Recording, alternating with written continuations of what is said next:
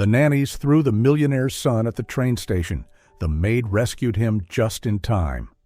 The afternoon in Chicago was painted in shades of gray. Every breath turned visible in the freezing air, dissolving like smoke into the wind. Snow drifted lazily, softening the hard edges of the city as dusk settled. Union Station pulsed with human rhythm, announcements echoing, wheels rolling, voices merging into a chaotic symphony that made the air itself tremble. In the dim corner of Platform 7, under flickering lights reflecting on wet tiles, Camilla Reyes pushed her worn cleaning cart. Her faded blue uniform, her frayed gloves, her tired eyes, all spoke of a woman who had long forgotten what it felt like to live. She had worked the night shift here for over a year, quietly, anonymously. 3 years ago, she lost her 4-year-old son in a bus accident. Since that day, life had been nothing but a repetition of days, cold, mechanical, empty, like the endless grinding of trains against the tracks.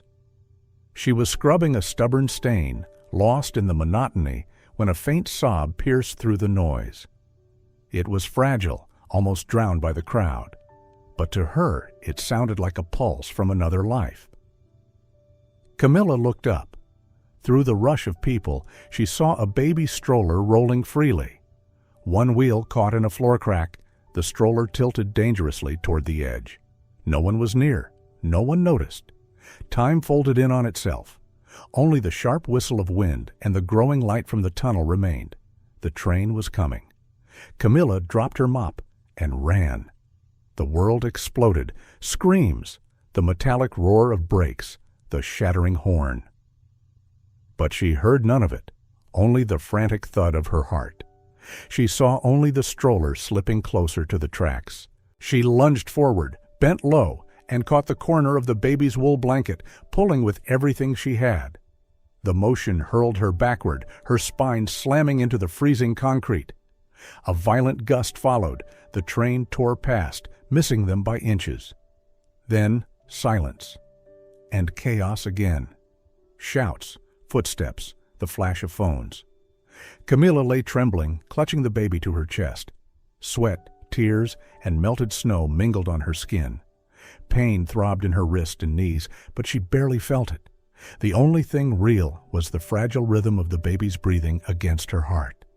A guard rushed over, voice shaking. "Ma'am, are you all right?" Camilla nodded weakly. "The baby. He's alive. Please, take him to the hospital." The child's cheeks were flushed, his tiny fingers gripping her shirt as if holding on to life itself. From the crowd, a woman shouted through tears, "She saved him. She saved the baby." Applause erupted, hesitant at first, then rising like a wave. But Camilla heard nothing. The noise faded until there was only memory. The soft face of her little boy, once nestled in her arms, just like this, breathing just like this, before fate stole him away. Tears streamed down her face, not of fear, but of something fierce and raw. For the first time in years, she felt her heart beat again, loud, painful, alive. Outside, the siren of an ambulance wailed through the winter night. Camilla handed the baby to the medics, her hands trembling, unwilling to let go. As the vehicle disappeared into the snowy distance, she stood still, hollow yet full, feeling as though something long lost inside her had just returned. Hours earlier, high above the Midwest, Ethan Morales sat on a flight to Seattle, reviewing a partnership proposal. He glanced at a photo of his son, Lucas, and smiled faintly, unaware that before the day was over, a stranger's courage would pull his child back from the edge. 3 months before that fateful night at Union Station, the sky over Chicago was a calm, indifferent blue. On the 35th floor of a glass tower, Ethan Morales sat motionless in his office, so silent that his own breathing seemed to echo back at him. The city below pulsed like a river of steel and smoke, but inside him, everything had stopped moving. Ever since Sophia, his beloved wife, died 6 months ago while giving birth. On his desk, amid contracts and reports, stood a wedding photo. Sophia, radiant in white, smiled with eyes so gentle they still hurt to look at. Ethan brushed his fingers across the cold glass. "I'm sorry, Sophia," he murmured. "I still don't know how to live without you." He had once believed he could survive through work, that responsibility would anchor him. But every morning, when Lucas's cries echoed from the nursery, his chest ached as if being crushed from within. The boy was his miracle and his torment, the only part of Sophia left, and the constant reminder that she was gone. The door opened, and Victor Crane stepped in. Impeccable as always, dark suit, calm perfume, composure polished like marble. They had built the company together from a cramped apartment into a billion-dollar empire. But today, something in Victor's gaze was colder, sharper, like light glinting off metal. "Another sleepless night?"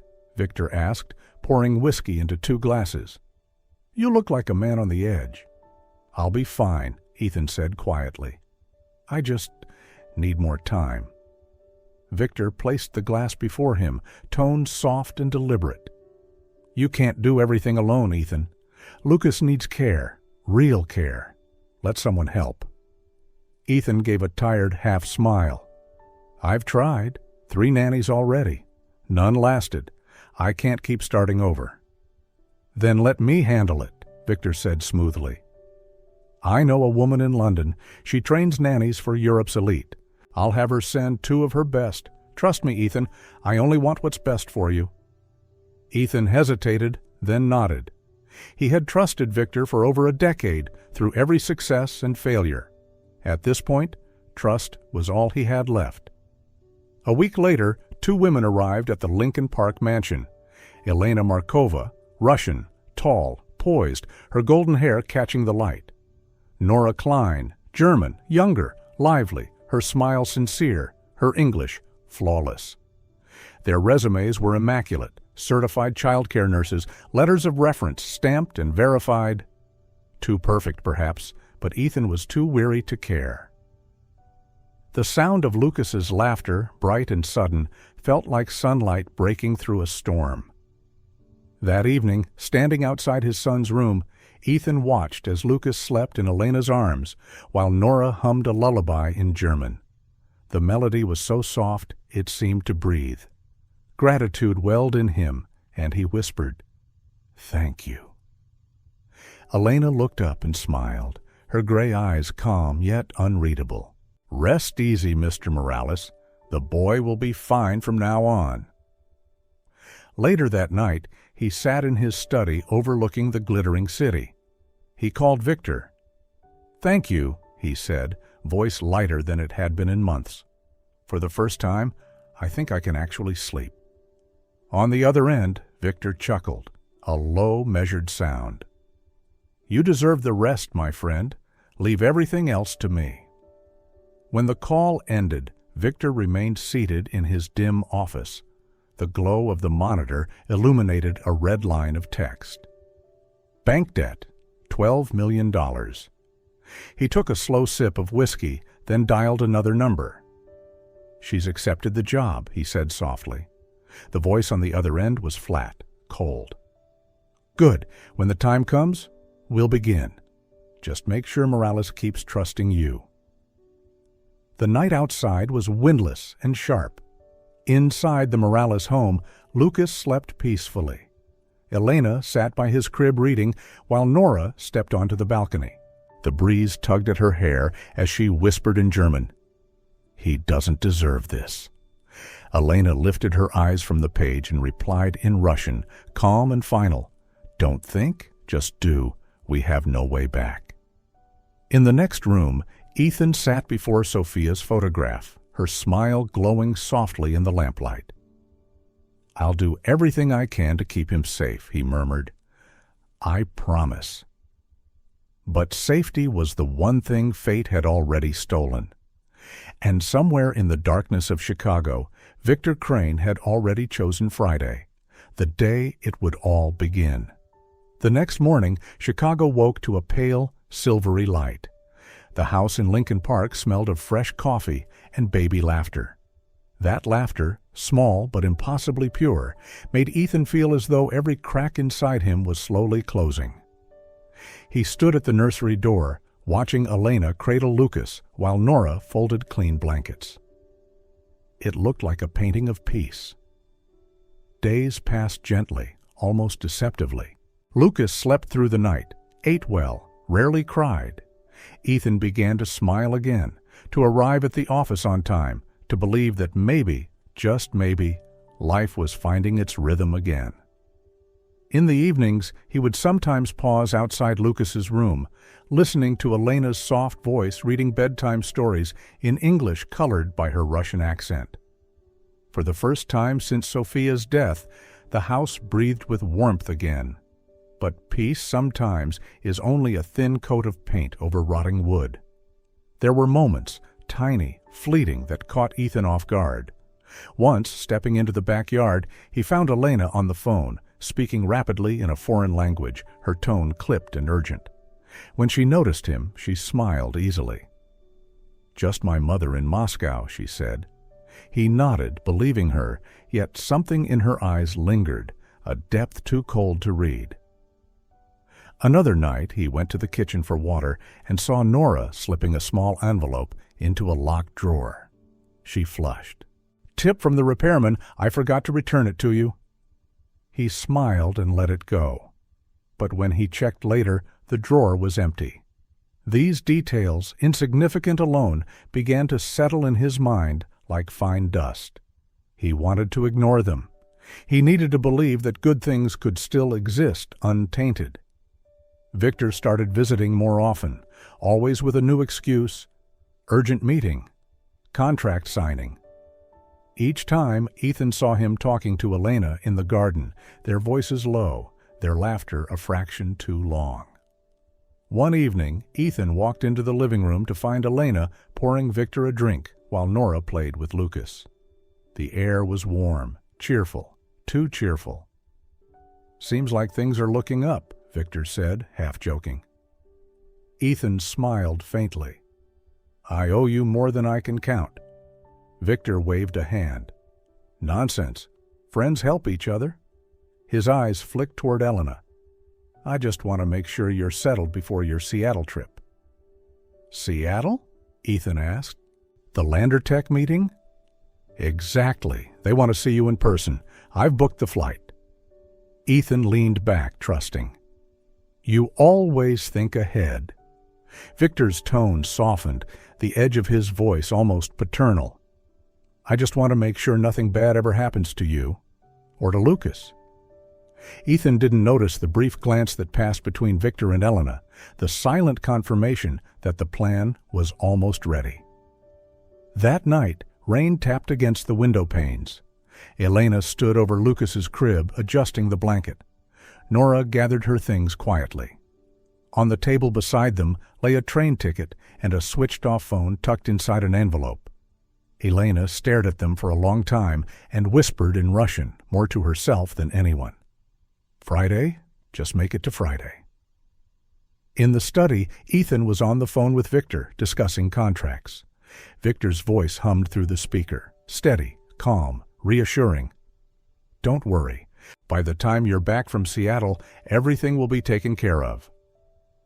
As he spoke, Elena walked past the doorway. She paused. From the speaker came one last line, so soft it almost dissolved into static. "Friday is the day we act." The words landed like a spark in the dark. Elena froze. Her hand tightened around her sleeve. She knew exactly what act meant, and who the victim would be. For a fleeting second, regret crossed her face, but it vanished as quickly as it came. And Ethan, sitting only a few feet away, remained unaware. All he sensed was a subtle shift beneath the calm surface, like a current moving under still water. He didn't know that in just 1 week, everything he believed to be safe would shatter beneath the scream of a train. Friday came quietly, as if the city itself was holding its breath. From morning, Chicago's sky hung heavy with clouds, the wind slicing sharp and cold against the skin. Ethan Morales stood in his foyer, suitcase ready by the door. He leaned down, kissed Lucas on the forehead, the baby smiling in Elena's arms, and whispered, "I'll be back soon, my boy." Neither he nor anyone in the house knew those words would almost become a farewell. The car carrying Ethan disappeared into the snow-lined streets, its taillights dissolving into the fog. From the window, Elena watched until it was gone. Nora's voice trembled behind her. "He doesn't deserve this, Elena." Elena turned, her gray eyes as cold as winter glass. "We don't have a choice. If we don't do this, he'll kill us both. You know that." Nora said nothing more. By 6:30 that evening, the snow had thickened into a curtain. Wrapped in scarves and coats, the two women pushed a small stroller down the icy sidewalk. Lucas slept beneath a wool blanket, clutching his little toy animal. The city shimmered under streetlights, the snow melting on their eyelashes. Nora whispered something that sounded like a prayer. At Union Station, chaos reigned.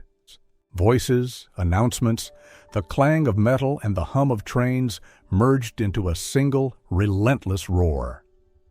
On Platform 7, Camila Reyes was cleaning the floor, her blue uniform damp, her gloves worn thin.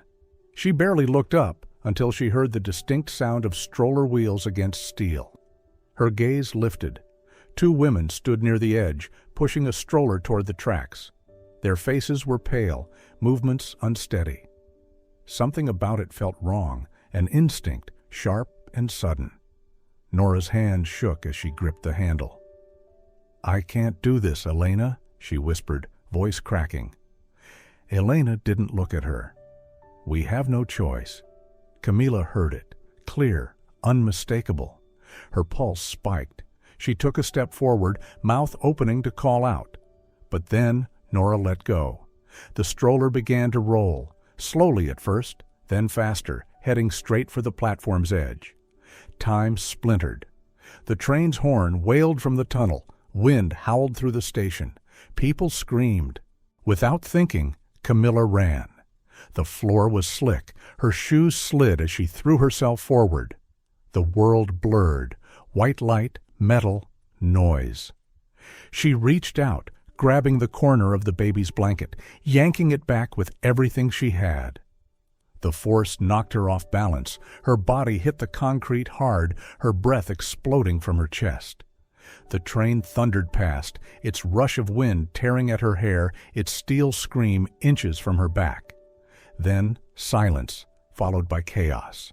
Camila blinked, the world hazy through tears and steam. The baby in her arms moved.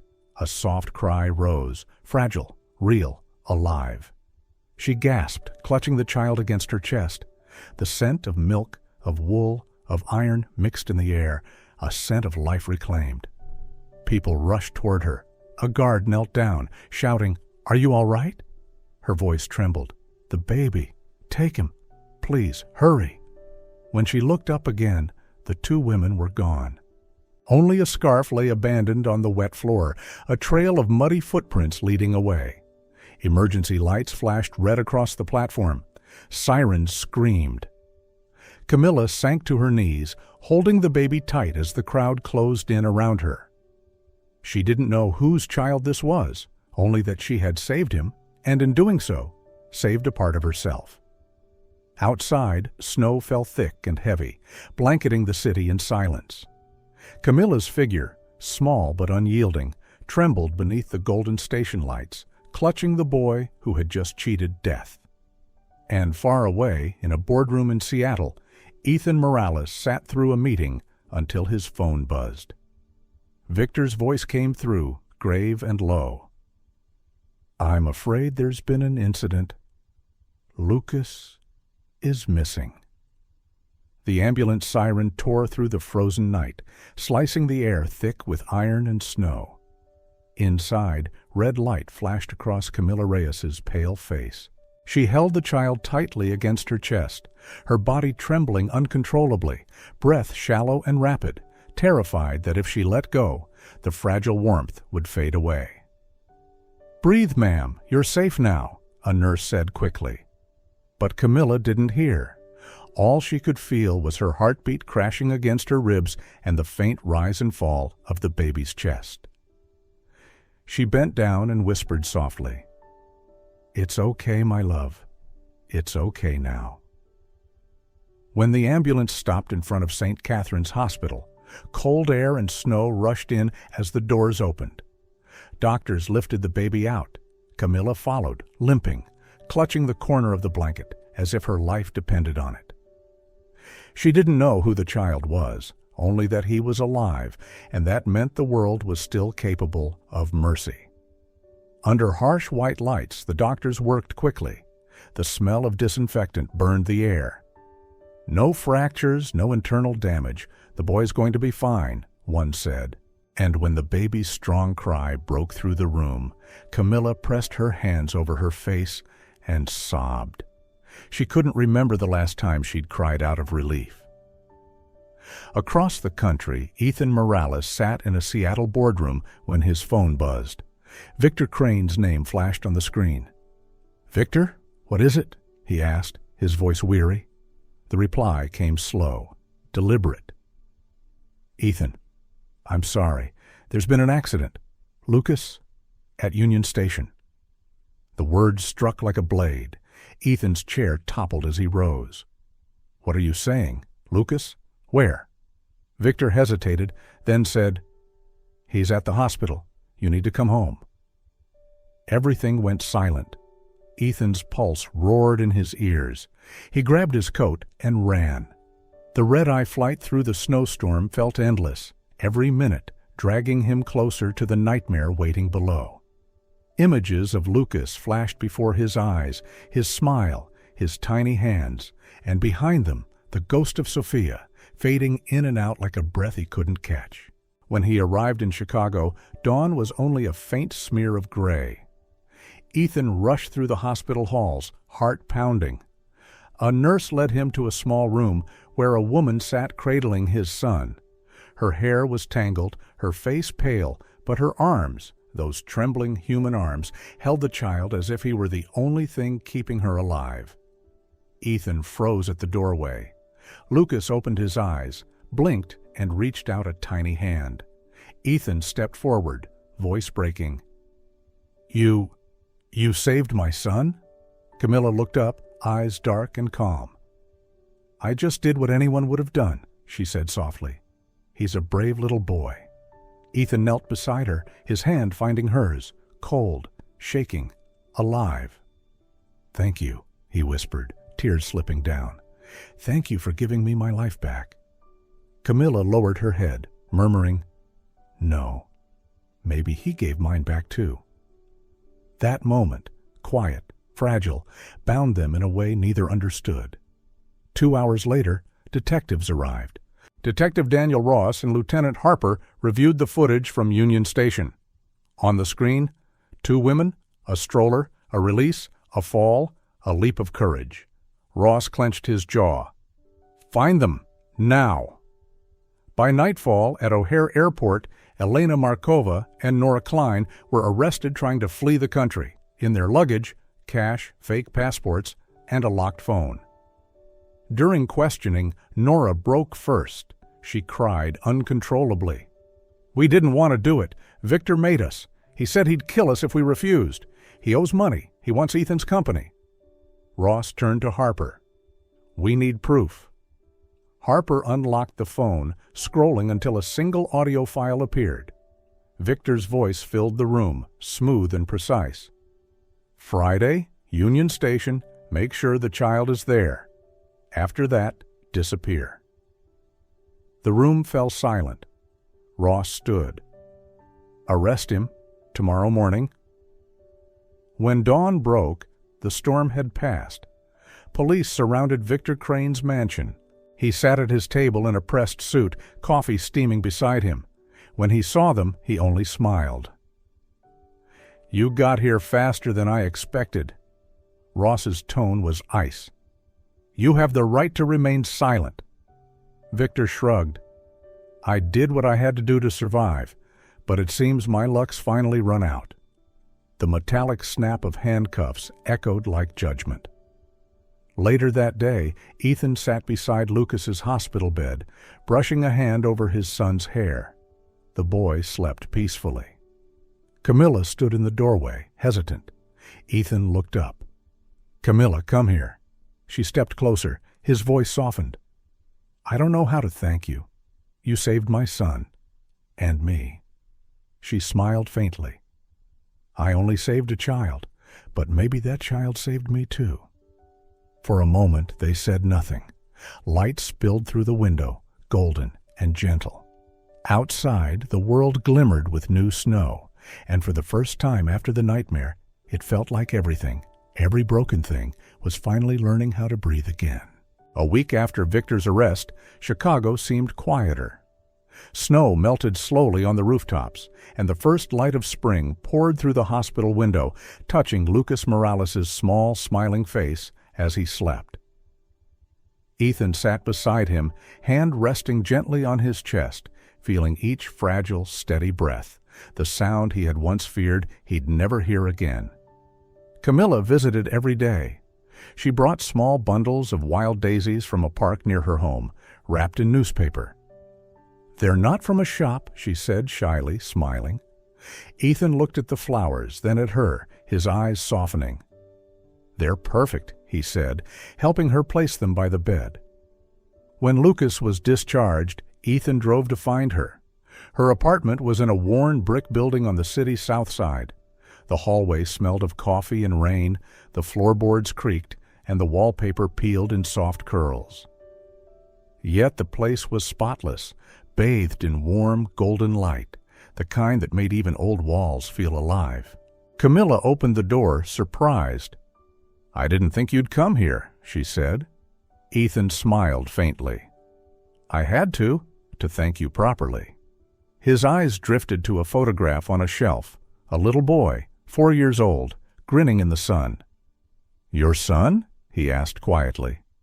Camilla nodded. "He's gone. Accident 3 years ago?" Her voice softened.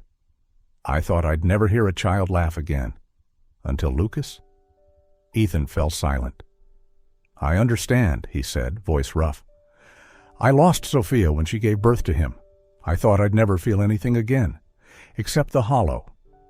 They stood in silence, the clock ticking softly between them. Finally, Ethan took a breath. "Camilla, I'd like to offer you something. Would you become Lucas's nanny? Not out of pity, but because I trust you, completely." She blinked, startled. "Me? I'm just a cleaning woman, Ethan." He shook his head gently. "No, you're the woman who saved my son. That's more than enough." And so she said, yes. Days turned into weeks, and the house began to breathe again. Lucas laughed, crawled across the carpet, clutched the stuffed toy Camilla had mended. Ethan came home earlier. Dinners felt less like rituals and more like life. Many nights he stood by the doorway, watching Camilla sing Lucas to sleep. Her voice was soft, the kind that made silence feel sacred. Sometimes, after Lucas slept, they sat together in the living room with cups of tea and the hum of rain against the windows. "I used to hate the night," Ethan said once. "After Sophia died, the quiet made me hear my own emptiness." Camilla smiled faintly. "I used to hate daylight because it showed me everything I'd lost." Their eyes met, and for a moment neither spoke. Two griefs, different yet the same, found each other.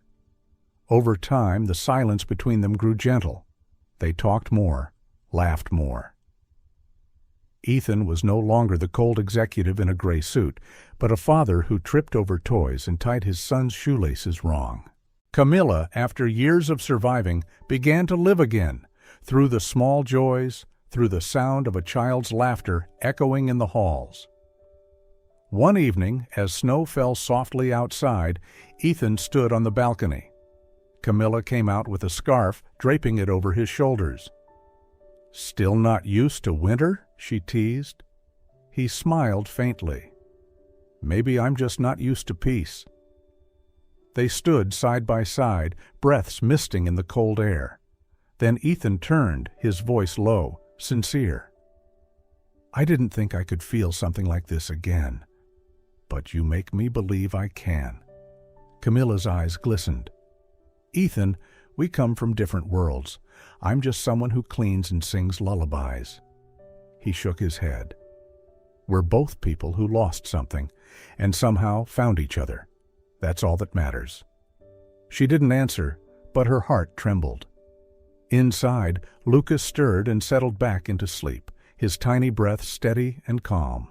Later that night, Ethan sat quietly in his study, the soft glow of a candle flickering over a framed photo of Sophia. "I'll never forget you," he whispered, "but I think you'd understand. You always wanted me to be happy." The candlelight shimmered against the glass, making her smile seem almost alive again. Camilla passed by the doorway, pausing.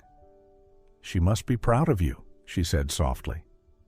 Ethan looked up, eyes tender. "I just hope I can be worthy of both of you." Outside, the snow had stopped.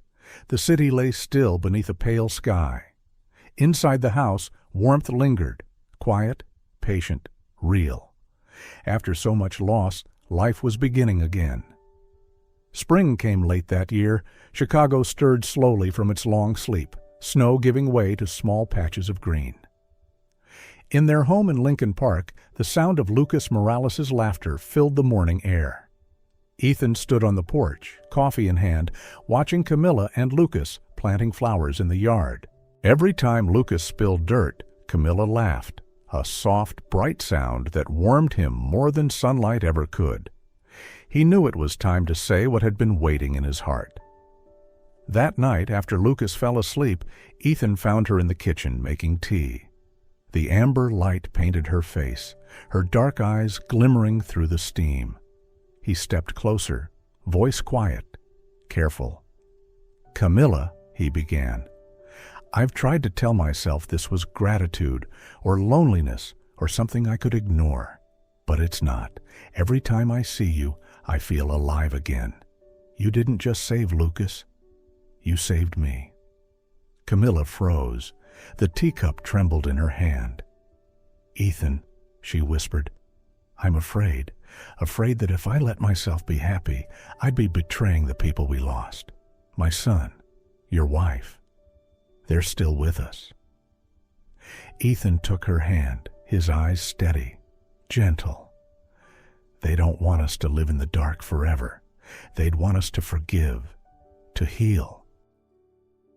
Her gaze held his for a long time, the hesitation melting like the last snow of winter. Tears welled, unbidden.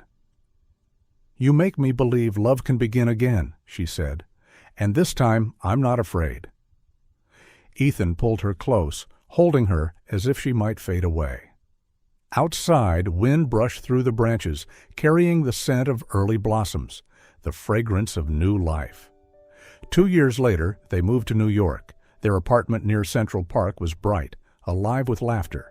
Lucas, now 3, raced his toy car across the floor, while Camilla sat on the couch, one hand on her growing belly.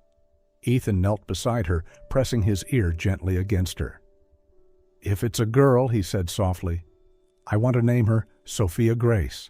Sophia, for the woman who gave me life. Grace, for the child who gave you hope." Camilla smiled, tears slipping down her cheeks, tears of joy this time. 9 months later, Sophia Grace Morales was born on a sunny morning. Her first cry filled the room as Ethan gripped Camilla's hand, overwhelmed. Lucas, standing outside the window, stared in awe, as if witnessing a miracle. A family once bound by loss had found each other through love. Years passed gently. Ethan balanced work and home, coming back early to read Lucas bedtime stories. Camilla painted with Sophia, whose brown eyes mirrored her mother's and whose gentle smile was her father's. Their home smelled of baked bread and laughter. The city outside roared, but inside everything was still and safe. One crisp autumn morning, they returned to Chicago. Leaves crunched beneath their shoes as they walked toward Union Station, the place where everything had changed. Camilla's steps slowed as they reached platform 7. Her hands trembled slightly, but her heart was calm. Ethan walked beside her, Lucas holding her hand, little Sophia toddling ahead. Together, they laid a bouquet of white daisies by the railing. Lucas looked up. "Mom," he said softly, "this is where you saved me, right?" Camilla nodded. The boy hugged her waist. "You're my hero." She laughed, tears shining in her eyes. Ethan stepped forward, wrapping his arms around them both. "Not all angels have wings," he said quietly. "Some just run toward the danger." From somewhere down the tunnel, a train's horn echoed, but this time it wasn't the sound of tragedy. It was the song of life moving forward. Camilla turned to Ethan, his face bathed in the golden light of evening. She took his hand, holding it tightly, and in that simple touch, in the warmth between their fingers, she knew they had walked through the shadows to stand here, together, in the light.